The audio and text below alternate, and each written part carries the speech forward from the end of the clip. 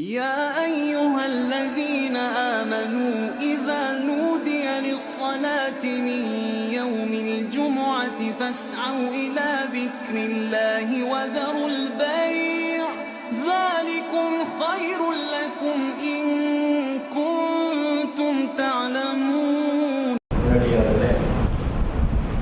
அல்லாஹ்வுடைய நம்மீது கடமையாக்கப்பட்டுள்ள ஐவேளை தொழுகையும் ஜுமா தொழுகையை நிறைவேற்றுவதற்காக நாம் அமர்ந்திருக்கிறோம். இந்த நேரத்தில் அல்லாஹ்வுடைய திருமறை குர்ஆனிலிருந்தும் நபிகள் நாயகம் ஸல்லல்லாஹு அலைஹி வஸல்லம் அவர்களுடைய வழிகாட்டுதல் அடிப்படையில் நம்முடைய இந்த உலகத்தினுடைய வாழ்க்கை நாளை மறுமை நாளில் சுவனத்தை அடைய வேண்டும் என்ற நோக்கத்தோடு நாம் ஒவ்வொரு வாரங்களிலும் இந்த ஜும்மாவை நிறைவேற்றி வருகிறோம். அந்த அடிப்படையில் இந்த உலகத்தில் நாம் வாழ்கின்ற பொழுது நமக்கு நன்மை ஏற்படலாம், பல சோதனைகளை ஏற்படலாம். அப்படி இருக்கின்ற பொழுது நமக்கு நன்மை ஏற்பட்டால் மட்டும் நம்முடைய வாழ்க்கையில தொழுகையாளியாக இருந்து கொண்டும் இன்ன பிற வணக்க வழிபாடு நல்லவர்கள் எல்லாம் செய்து கொண்டும் இருப்போம். ஆனால் நமக்கு ஏதாவது ஒரு சோதனைகளோ இழப்புகளோ ஏதோ ஒன்று நமக்கு வந்துவிடுது என்று சொன்னால் அதன் பிறகு நாம் தடம் புரண்டவர்களாக தளர்ந்தவர்களாக இந்த மார்க்கம் நமக்கு சொன்ன வரம்புகளை எல்லாம் மீறக்கூடியவர்களாக நாம் மாறிவிடக்கூடாது. ஒரு மனிதன் நன்றாக இருக்கும் பொழுது அவனுக்கு இபாதத்து விஷயத்திலும் வணக்க வழிபாடுகளும் சரியாக இருக்கக்கூடியது பார்க்கிறோம். இன்னும் சில பேர் என்னதான் ஆரோக்கியம் இருந்தாலும் என்னதான் பொருளாதார வசதி இருந்தாலும் அல்லாஹ்வை நினைவு கூறாமல் தொழுகை இல்லாமல் சுகபோகமான வாழ்க்கையை வாழக்கூடியவா இருப்பாங்க. இப்ப இதில் ரெண்டு சாராரும் கவனிக்க வேண்டியது, அல்லாஹ் அருள் செய்திருந்தார் என்று சொன்னால் வசதி வாய்ப்போடு ஆரோக்கியத்தோடு இருந்தது என்று சொன்னால் நாம் அல்லாஹ்வை வணங்கக்கூடியவர்களாக இருக்கணும். அவனுக்கும் தூதருக்கும் மாறு செய்யாதவர்களாக நாம் வாழ வேண்டும். அதே போல நம்முடைய வாழ்க்கையிலே அமல்களோடு இபாதத்தோடு வணக்கசாலியாக இருந்து கொண்டிருக்கும் பொழுது அல்லாஹ் நமக்கு ஒரு சோதனையை, ஒரு துயரத்தை, துன்பத்தை ஏற்படுத்தினால் அப்பொழுதும் அதே நிலையை அல்லாஹ்வை மறக்காமல் தொழுகையை விடாமல் வணக்க வழிபாடு சரியான முறையில் இருந்தோம் என்று சொன்னால் நாம் நிச்சயமாக சுவர்க்கத்துக்குள்ளா இருக்கும். அல்லாஹ் திருமறை குர்ஆனில் சொல்லும் பொழுது உங்களுக்கு நன்மை தீமை மூலம் உங்களை பரீட்சித்து பார்ப்பதற்காக உங்களை சோதிப்போம். உங்களுக்கு நன்மை ஏற்படுத்திட்டே இருப்போம். வியாபாரத்துல பொருளாதாரம் பெருகிட்டே இருப்போம், குடும்பம் நல்ல நிலையிலே போயிட்டே இருக்கும், மனைவி மக்களோட சந்தோஷமா இருப்போம், நம்முடைய காரியங்களை நிறைவேற்றே இருக்கும். சோதிச்சு பார்க்க அல்லாஹ் உங்களுக்கு நல்லது செஞ்சுட்டே இருப்பான். நீ அல்லாஹ்வை நினைச்சிட்டு அவனுக்கு வழியில செலவு செய்துட்டு இபாதத்துல கரெக்டா இருக்குன்னு பார்த்து சோதிச்சு பார்ப்போம். அதே போல உங்களுக்கு ஒரு தீமையை அல்லாஹ் ஏற்படுத்தி சோதிச்சு பார்ப்பான். அல்லாஹ் அதான் சொல்றான், நன்மையின் மூலம் தீமையின் மூலம் ஒரு பரீட்சித்து பார்ப்பதற்கும். அப்போ உங்களுக்கு ஏதாவது ஒரு இழப்பு, ஒரு நோய் வாய்ப்படுது, குடும்பத்தில் யாராவது இறந்து போறாங்க, வியாபாரத்துல பெரிய நஷ்டம், இந்த மாதிரி மன சங்கடங்கள்லாம் ஏற்படுதா இல்லையா, அப்படி உங்களுக்கு சோதிச்சு பார்ப்போம் என்று அல்லாஹ் திருமறை குர்ஆனில் சொல்றான். அப்போ நமக்கு சோதனைகள் வந்து வரும் பொழுது நாம தயாரா இருக்கணும், ரெடியா இருக்கணும். அல்லாஹ் நமக்கு ஒரு சோதனை வைக்கிறான், பொருளாதாரத்தை கொடுத்து சோதிக்கிறான், வறுமை கொடுத்து சோதிக்கிறான், நோய்களை கொடுத்து சோதிக்கிறான். அப்ப அல்லாஹ் நமக்கு நன்மை நாடுறான். இது யாருக்கு? யார் மூமினா இருக்கிறாங்களோ, அல்லாஹ்வை வணங்கியவர்களாக நம்முடைய வாழ்க்கையை கழிக்கிறாங்களோ அவர்கள்லாம் என்ன நினைக்கணும்? அல்லாஹ் ஏதோ நமக்கு நன்மை நாடுறான், அவன் பொறுமையா இருக்கணும், சுவனத்துக்கு அல்லாஹ் நம்ம தயார்படுத்துறான் என்று இருக்கணுமே தவிர ஒரு நஷ்டம், ஒரு வியாபாரம் ஏதோ கஷ்டம் வந்தா அதோட விட்டுட்டு அப்படி எல்லாம் சரி செய்ததுக்கு அப்புறம் வரலான்னு இருக்கக்கூடாது. அல்லாஹ்வுடைய தூதர் ஸல்லல்லாஹு அலைஹி சொல்றாங்க, மையுரிதில்லாஹு பிஹி கைரா. ஒரு மனிதனுக்கு அல்லாஹ் நன்மை நாடுறான்னு நினைச்சீங்களேன், அவனை அல்லாஹ் சோதனை செஞ்சிருவான். அப்ப மூமின்களா இருக்கக்கூடியவர்கள் தொழுகையாளியாக, இபாதத்தாளியாக, வணக்கசாலியாக யாரெல்லாம் அல்லாஹ்வை பயந்து வாழ்றாங்களோ அவர் கவனத்தை கொள்ளணும். ஒரு சோதனை உங்களுக்கு ஏற்பட்டுச்சுன்னா அல்லாஹ் அதன் மூலம் நன்மை ஏற்படுத்துறான். அப்ப சுவர்க்கத்துக்கு நம்ம எல்லாம் தயார்படுத்துறான்னு அர்த்தம். உலகத்துல நல்ல செழிப்பா வாழ்ந்துட்டு இருக்கான், அவனுக்கெல்லாம் அல்லா வர்க்கம் செஞ்சுட்டான்னு நினைச்சிட்டோம். ஆனா அவன் அல்லாவை மறந்து வாழ்வான், உலகத்தை துணியாவை திறந்து விட்டுருவான். ஒரு நல்ல அமல் செஞ்சு வட்டிக்கு போகாம 5 நேரம் தொழுது நல்ல நிலையில அல்லாவை பயந்து வாழ்றவனுக்கு அல்லா வந்து ஒரு வறுமையை சோதனை கொடுக்குறான்னா அவன் சொர்க்கத்துக்கு தயார்படுத்துறான் அப்படின்னு நினைச்சுக்கணும். அல்லாஹ்வுடைய தூதர் ஸல்லல்லாஹு அலைஹி சொல்றாங்க, அத்துன்யா சிஜ்னுல் முஃமின், மூமின்களுக்கு இந்த உலக வாழ்க்கை ஒரு சிறைச்சாலை. மூமினா நம்ம நினைச்சு வாழ்றோம்னு நினைச்சு முடிவு பண்ணிட்டா இந்த உலகம் ஒரு சிறைச்சாலையாக எப்படி இருக்கும், அது போல ஒரு கட்டுப்பாடோட உலகத்துடைய இன்பங்கள் ஆசாவாசங்கள்லாம் ஆடம்பர வாழ்க்கையெல்லாம் பொறுத்து வாழணும். ஜன்னத்துல் காஃபிர், நிராகரிப்ப காஃபிர்களுக்கு தான் இந்த உலக வாழ்க்கை ஒரு சொர்க்கமா இருக்கும்.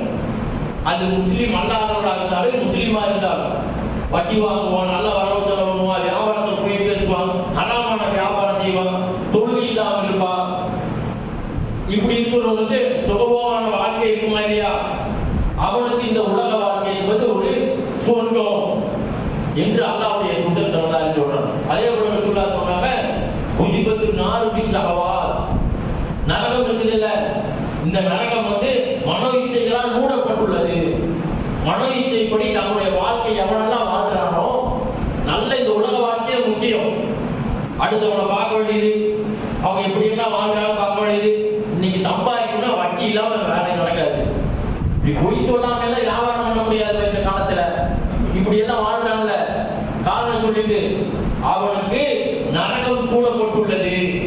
உஜிபத்து நாரு பிஸ்ஸஹவாத், நரகம் வந்து மனோ இச்சைகளால், மனோ இச்சைப்படி இஷ்டத்துக்கு வாழான அவனுக்கு நரகம் சூழப்பட்டுள்ளது. ரசூல் ஸல்லல்லாஹு அலைஹி சொல்றார், ஜன்னத்து பில் மகாரிஹி, சொர்க்கம் என்று சொல்லப்பட்டது தெரியுமா, சிரமங்களால் மூடப்பட்டுள்ளது. ஒருத்தருடைய வாழ்க்கையில வணக்க வழிபாடு அல்லாஹ்வை பயந்து வாழக்கூடிய ஒரு மூமினுக்கு அவனுடைய வாழ்க்கை ஒரே சிரமமா கஷ்டமா இருக்கும். அதனால அவன் சொர்க்கம் மூடப்பட்டுள்ளது, சொர்க்கம் வந்து சிரமங்களால் மூடப்பட்டுள்ளது என்று அல்லாஹ்வுடைய தூதர் ஸல்லல்லாஹு அலைஹி சொல்றாங்கன்னா, அப்ப ஒரு மூமின் சொர்க்கவாசிகளா இருக்கணும்னு ஆசைப்படுறவங்க எல்லாம் இந்த உலக வாழ்க்கை ஒரு சோதனை, ஒரு சிறைச்சாலை. அல்லாஹ் திருமறை குர்ஆன்ல எத்தனையோ வசனங்களை நமக்கு எடுத்துக்காட்டினான். ஹஸிபுதும் அன் ததுகுலுல் ஜன்னா, நீங்கள் வந்து இலகுவா சொர்க்கம் செல்ல நினைக்கிறீங்களா? இப்படி கேட்கிறான் அல்லாஹ். ஹஸிபுதும் அன் ததுகுலுல் ஜன்னா வலம்மா யஅதிகும் மஸலுல் லதீன கலவு மின் கப்லிகும் மஸதுல் பஅஸா வ ضراء வ ஸுல்ஸிலு, உங்களுக்கு முன்னிருந்த நபிமார்கள் அவர்களை பின்பற்றிய மக்கள் எல்லாம் எப்படி சோதனைகளுக்கு ஆளானார்களோ அதுபோல் ஆளாமல் நீங்கள் சுலபமாக சொர்க்கம் செல்ல நினைக்கிறீங்களா? ஒரு சுழ்ச்சிலும் அவர்கள் அலங்கரிக்கப்பட்டார்கள், வறுமையும் துன்பமும் அவர்களுக்கு ஏற்பட்டது. அத்தா யகூல ரசூல் வல்லதீன ஆமனுமாகவும், அல்லாஹ்வுடைய உதவி எப்பொழுது நமக்கு வரும் என்று கூறும் அளவுக்கு அந்த நபியும் அதனுடைய மக்களும் கூறும் அளவுக்கு அலங்கரிக்கப்பட்டார்கள். அப்படி இருந்து அவன் சொர்க்கம் போனாங்க என்று அல்லாஹ் திருமறை குர்ஆன்ல சொல்றான். நம்ம அலங்கரிக்கப்படுறான் அல்லாஹ். அல்லாஹ்வுடைய உதவி நமக்கு எப்போது கிடைக்கும்? பசியா இருக்குதே, நோயினால கஷ்டப்படுறமே, சாப்பிடுறது கூட வழி இல்லையே, 3 நேரம் சாப்பிடுறது கூட வழி இல்லை என்று சொல்லும் அளவுக்கு நம்முடைய உள்ள இந்த வாழ்க்கையை நம்ம அல்லாஹ் நம்ம சிரமத்தை ஏற்படுத்தவே இல்லையே. நல்ல சாப்பாடு சாப்பிடுறோம், நல்ல உணவு உண்றோம், நல்ல ஆடை உண்றோம், நல்ல மனைவி மக்களோட நல்ல நிலையை வாழ்றோம், நல்ல வீடுகளை வைத்திருக்கிறோம். ஆனா நமக்கு என்ன சோதனை அப்படி ஏற்பட்டுருது? அப்ப அந்த நபிமார்கள் பின்பற்றியவர்களுக்கு போல சோதனை ஏற்படாமல் நீங்கள் சொர்க்கம் செல்வீங்கன்னா அதற்கு தயாரா இருக்கணும் என்று அல்லாஹ் வசனத்தில் சொல்றான். ஆனால் அது வருவதற்கு முன்னாலேயே நாம் தடம்புறோம் என்று சொன்னால் அப்ப இந்த படிப்பு நிலை யாருக்கு? நபிமார்களுக்கும் அவருடைய பின்பற்றியவர்களுக்கு ஏற்பட்ட சோதனை போல உங்களுக்கு வராமல் சொர்க்கம் செல்வீர்கள் அல்லாஹ் முன்னாடி சொல்றாங்கன்னா அதற்கு நாம் தயாரா இருக்கிறோம். அந்த வறுமை கஷ்டம் வந்தாலும் சோதனைகள் வந்தாலும் அதை சரியாக இருந்து மார்க்கத்தில் 5 வேளை தொழுகை இல்லாமல் வட்டியின் பக்கம் போகாமல் மார்க்கத்தை விட்டு விலகி விடாமல் சரியாக நடக்கணும். அதுக்கு அல்லாஹ் வசனத்தில் சொல்றான். அப்ப நம்ம அந்த மாதிரி சோதனைக்கு ஆளாகப்படல.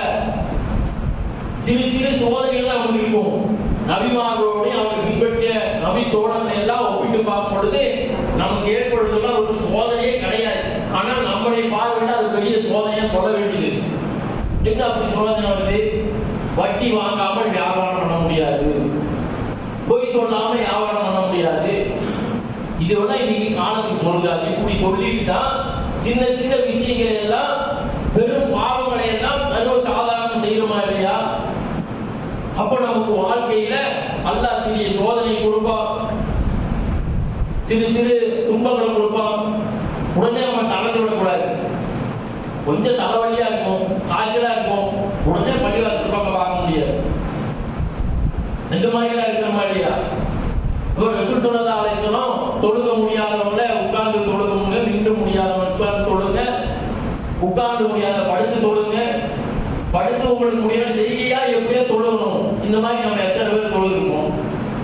அப்ப சின்ன விஷயத்துக்கு கூட தளர்ந்து போயிடும் இல்லையா? அப்ப பெரிய விஷய சோதனை வந்தா என்ன ஆகுது? அதுக்கு தான் இந்த வசனங்களை எல்லாம் சொல்லி காட்டுகிறார். அல்லாஹ்வுடைய தூதர் ஸல்லல்லாஹு அலைஹி சொல்றாங்க, அஜபல்லில் முஃமின் அஜபல்லில் அம்ரில் முஃமின், இறை நம்பிக்கையாளர் நிலையை கண்டு நான் வியப்படுகிறேன் சொல்லி சொல்றாங்க. இன்ன அம்ரு குல்லு கைரு, அவருக்கு ஏதோ ஒரு நன்மை ஏற்பட்டுன்னு சொன்னா அவனுடைய நிலையை கண்டு நான் ஏற்படுகிறேன். அவனுக்கு ஏற்படக்கூடிய, உலகத்தில் ஏற்படக்கூடிய எல்லா விஷயங்களும் அவனுக்கு நன்மையாகவே அமையும் என்று ரசூல் ஸல்லல்லாஹு அலைஹி சொல்றார். சொல்லிட்டு வலைசதாக அகதின் இல்லாதில் முஃமின், இது மூமினை தவிர வேற யாருக்கும் இது கிடைக்காது. என்ன தெரியுமா? அது ரசூல் ஸல்லல்லாஹு அலைஹி சொல்றாங்க, இன் அஸாபத்துஹு ஸர்ராஹு ஸகர, அவருக்கு உலகத்தில் வாழும் பொழுது ஏதாவது ஒரு நன்மை ஏற்படும், வியாபாரத்தில் நல்லா கிடைக்கும், சந்தோஷமான ஒரு நிகழ்வுகள் நடக்கும், நினைச்ச காரியம் நினைவு நடக்கும். அப்படி இருக்கும் பொழுது அவர் அது மூலம் அல்லாஹ்வுக்கு நன்றி செலுத்துகிறார். அப்படி நன்றி செலுத்தும் போது அது அவனுக்கு நன்மையா ஆகிடும், அல்லாஹ் ஆக்கிடுவான். நல்லது நடக்கும், அல்லாஹ்வுக்கு நன்றி செலுத்துவார், அதுக்கு அல்லாஹ் நன்மை ஏற்படுத்துகிறான். அதே போல ரசூலுல்லாஹ் சொல்றாங்க, வைன் அஸாபத்துஹு ஸர்ராஹு ஸபர, உலகத்தில் வாழும்போது அவருக்கு ஏதோ துன்பம், கஷ்டம், வறுமை ஏதாவது ஏற்படுது, அல்லாஹ் நாடிட்டா நடந்துச்சு, சபர பொறுமையா இருப்பார், வகான கைருள்ளவும், அதன் மூலம் அது அவருக்கு நன்மை அடையும். இது மூமினை தவிர வேற யாருக்கும் கிடைக்காது என்று அல்லாஹ்வுடைய தூதர் ஸல்லல்லாஹு அலைஹி சொல்றாங்கன்னா, ரெண்டு விஷயத்திலையும் அவர் அல்லாஹ்வுக்காக அவருக்கு நன்றி செலுத்துறார். துயரம், துன்பம், கஷ்டம் ஏற்பட்டுச்சுன்னா அல்லாஹ்வுக்காக பொறுமை காக்கிறார். அதன் மூலம் இரண்டு தடவை அவர் நன்மை அடைகிறார். இது மூமினை தவிர வேற யாருக்கும் கிடைக்காது என்று அல்லாஹ்வுடைய தூதர் ஸல்லல்லாஹு அலைஹி சொல்றார். அப்ப நம்ம என்ன கவனிக்கணும்? அல்லாஹ் நம்மை சொர்க்கத்துக்கு தயார்படுத்தினான்னு சொன்னா நம்முடைய வாழ்க்கையில சிரமம், கஷ்டங்கள், வறுமை எல்லாம் ஏற்படுத்தாம சுலபமா சொர்க்கம் செய்ய முடியாது என்று அல்லாஹ்வுடைய தூதர் ஸல்லல்லாஹு அலைஹி சொல்றாங்க.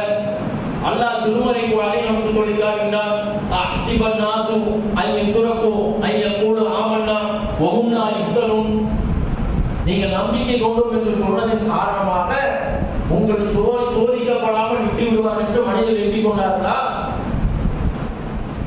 உங்களுக்கு முன்னிருந்தவரை நாம் சோதித்தோம், யார் உண்மையாளர் என்று அறிவோம், யார் பொய் சொல்கிறார், பொய்யர்களை நாம் அறிவோம் என்று அல்லாஹ் சொல்றான். அப்ப நமக்கு சோதனை சின்ன சின்ன விஷயத்துல பெரிய சோதனையா சொல்லிடக்கூடாது. ஒரு நாள் வியாபாரம் இல்லைன்னா வியாபாரமே இல்லை, என்ன செய்யுது, பொய் சொல்லிடக்கூடாது. கஷ்டமா இருக்கு, வீட்டுல எல்லாம் பேங்க்ல பணம் இருக்கும், வீட்டுல நகை இருக்கும், யாராவது உதவி கேட்டா என்ன செய்யுது, வியாபாரமே இல்லை, பொருளாதாரம் ரொம்ப வியாபாரம் கஷ்டமா இருக்கு, இதெல்லாம் பொய் சொல்றோம்ல. அவங்க உண்மையான சோதனை யாருக்கெல்லாம் இருக்குது என்பது அல்லாஹ் அறிவான். இது கவனத்தில் கொள்ளணும். அப்போ நம்பிக்கை கொண்டோம் என்று சொன்னதின் காரணமாக உங்களை நாம் சோதிக்கப்படாமல் விட்டு விடுவோம் என்று நீங்க நினைக்கிறீர்களா என்று அல்லாஹ் சொல்றான்னா, நமக்கு வாழ்க்கையில சோதனை என்பது அல்லாஹ் நம்மை சொர்க்கத்திற்கு தயார்படுத்துகின்றான் என்பதை கவனத்தில் கொள்ளணும். அதே போல ரசூல் ஸல்லல்லாஹு அலைஹி வஸல்லம் சொன்ன ஒரு செய்தி, அபூ ஹுரைரா ரலியல்லாஹு அன்ஹு ஒரு நபித்தோழர் சொல்றாங்க. என்ன சொல்றாங்கன்னா, சொர்க்கவாசியான ஒரு பெண்மணியை உனக்கு நான் காண்பிக்கட்டுமா என்று சொல்றாங்க. அப்போ ஒரு பெண்மணி காண்பிற அபூ ஹுரைரா ஒரு நபித்தோழர் இதோ இந்த கருப்பு நிற பெண்மணி இருக்கிறாங்க இல்லையா, இவர் தான் அந்த சொர்க்கவாசி என்று சொல்றாங்க. ஒரு முறை அவர் அல்லாஹ்வுடைய தூதரிடம் வந்து, எனக்கு வலிப்பு நோய் ஏற்படுகிறது, அப்படி ஏற்படும் பொழுது எனது ஆடையெல்லாம் கலைந்து விடுகிறது, இதற்காக வேண்டி நீங்க அல்லாஹ்விடத்துல பிரார்த்தனை செய்யுங்க என்று அந்த பெண்மணி சொல்றாங்க. அப்ப அல்லாஹ்வுடைய தூதர் ஸல்லல்லாஹு சொல்றாங்க, உனக்கு இந்த மாதிரி ஒரு நிலை ஏற்படும் பொழுது என்ன செய்ய தெரியுமா, இன் சித்தி சபர்த்தி வழக்கில் சென்னா, நீ பொறுமையா இருந்தனா இதற்கு பகரமாக அல்லாஹ் உனக்கு சொர்க்கத்தை தருவான். ஒயின் சித்தி தஅவுத்துல்லாஹ அன் யுஆக ஃபீக, நீ நாடினால் நீ பொறுமையா இருக்கலாம், அதே போல நீ விரும்பினால் நான் உனக்கு நோய் நிவாரணத்துக்காக துஆ செய்கிறேன் என்று சொல்லும்போது அந்த பெண்மணி என்ன சொல்றாங்க தெரியுமா, அல்லாஹ்வின் தூதரே நான் பொறுமையா இருக்கிறேன், என்னுடைய ஆடை விளங்காமல் இருக்கிறதுக்காக அல்லாஹ்வுக்கு துஆ செய்கிறேன் என்று சொல்றாங்க அந்த பெண்மணி. இப்போ கவனிக்க வேண்டிய விஷயம் என்ன தெரியுமா, இந்த வலிப்பு நோய் என்பது சாதாரண விஷயம் அல்ல. வலிப்பு நோய் ஏற்பட்டா ஒரு ஆணா இருந்தா கூட அவர் பெண் கொடுப்பாங்க நினைச்சு பாருங்க. வலிப்பு நோய் அடிக்கடி இவருக்கு வரும், யாராவது தெரிஞ்சா பெண் கொடுப்பாங்களா? இதே ஒரு பெண்ணுக்கு ஏற்பட்டா எப்படி இருக்கும் அந்த பெண்மணிக்கு? அந்த பெற்றவங்களுக்கு எவ்வளவு வருத்தம் இருக்கும். அந்த பெண்மணிக்கு அடிக்கடி வலிப்பு நோய் வந்தா யார் திருமணம் முடிப்பா? எவ்வளவு சங்கடமான ஒரு நிலை. ஆணையெல்லாம் விலகுதுன்னா தன்னுடைய மாடல் கூட அறிந்தவர்களுக்கு போகுது என்று கவலைப்படுவாங்க இல்லையா? நம்மளாம் இந்த சாதாரண விஷயத்துல நோய் நிவாரணத்துக்காக எத்தனை பேர் பிரார்த்தனை செய்யறோம். கொஞ்சம் தலைவலி ஏற்படுது, கைவலி இருக்கு, முடியல, கொஞ்சம் துவா செய்யும் அல்லாஹ்விடத்துல இப்படி சொல்றோம்ல. ஒரு பெண்மணிக்கு இது போன்ற ஒரு நிலை ஏற்பட்டா அந்த நோயிலிருந்து நிவாரணம் அடைக்க நாம் ஆசைப்படுவோம். ஒரு ஆணா இருந்து கூட ஆசைப்படுவோம். ஆனா ஒரு பெண்ணா இருந்து கொண்டு எனக்கு இந்த உலகத்துல என்னுடைய நோயினால் அடுத்தவருடைய மானம்ல எனக்கு தெரியும் போகிற அளவுக்கு இருக்குது என்று கவலைப்படாம நான் பொறுமையா இருக்க அல்லாஹ்வின் தூதரே எனக்கு சொர்க்கம் கிடைக்கணும்னு அந்த பெண்மணி சொர்க்கத்தை விரும்பினாங்க. நோயை பொறுத்து கொண்டாங்க. அந்த பொறுத்ததற்காக அல்லாஹ்வுடைய தூதர் ஸல்லல்லாஹு அலைஹி வஸல்லம் அவர்களுக்கு சொர்க்கம் கிடைப்பதற்காக பிரார்த்தனை செய்தார்கள். அப்போ கவனிக்க வேண்டிய என்ன, நம்முடைய வாழ்க்கையில சின்ன சின்ன விஷயம், தலைவலி, காய்ச்சல், ஒரு நாள் வியாபாரம் எல்லாம் போகுது, குடும்பத்தில் ஏதாவது நோய் ஏற்படுவது, நம்மளுடைய மரணம் ஏற்படுவது. அதே போல உம்மு சலமா அவர்கள் தனது கணவனை இழந்தார். அப்படி இருக்கும் பொழுது ரசூல் ஸல்லல்லாஹு அலைஹி வஸல்லம் ஒரு பிரார்த்தனை சொல்லி தர்றாங்க.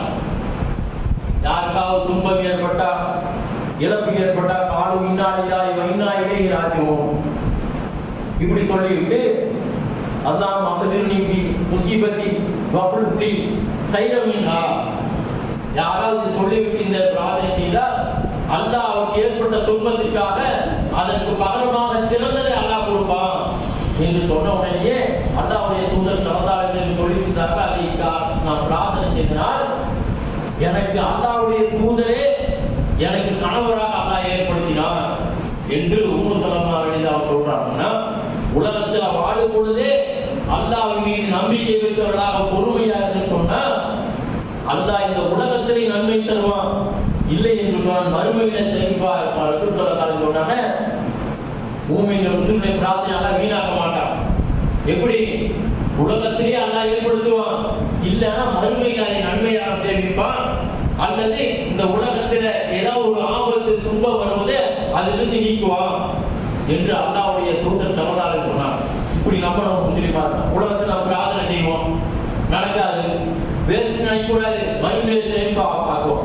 அல்லது நமக்கே தெரியாது, நமக்கு ஏதோ ஒரு ஆபத்து வரும், நம்ம இப்படி வண்டியில போயிருப்போம், ஏதாவது வண்டி குறுக்க போயிருப்போம், இடிச்சு ஏற்பட்டிருப்போம், நமக்கு தெரியாது, அல்லாஹ்வுக்கு தெரியும். அந்த ஆபத்திலிருந்து அல்லாஹ் நம்ம காப்பாத்திருப்பான்.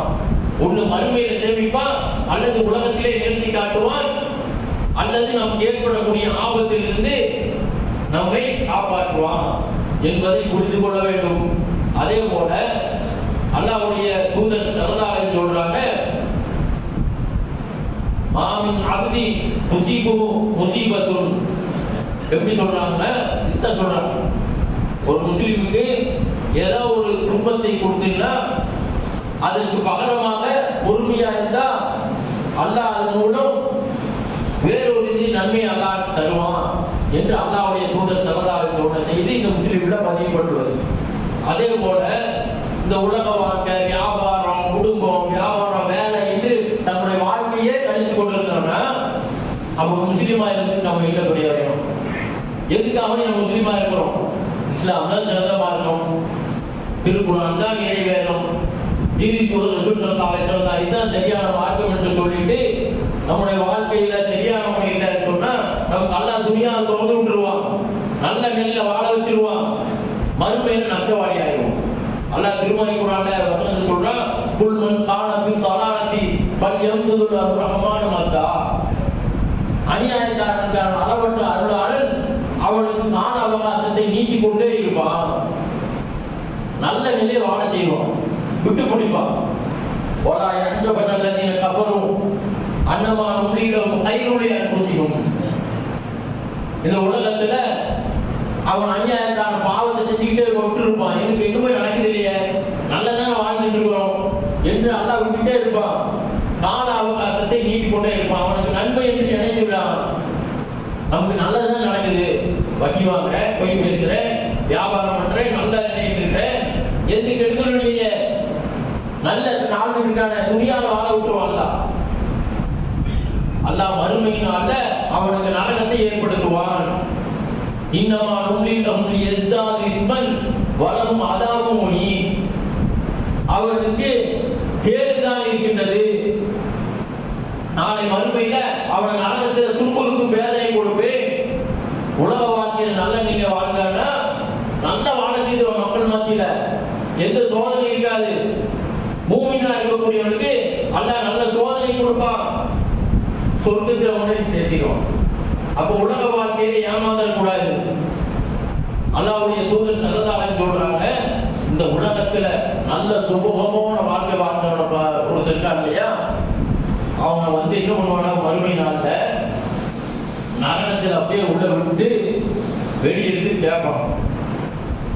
அல்லாஹ் தூதர் ஸல்லல்லாஹு அலைஹி சொல்றாங்க, இந்த உலகம் செல்வ செழிப்போட வாழ்ந்த ஒரு நரகத்துல விட்டு அல்லாஹ் கேட்பான். எப்படி கேட்பான் தெரியுமா? ஆதமுடைய மகனே, இந்த உலகத்துல எப்பேதும் நீ நல்லதை பார்த்தாயா என்று கேட்பானாம்.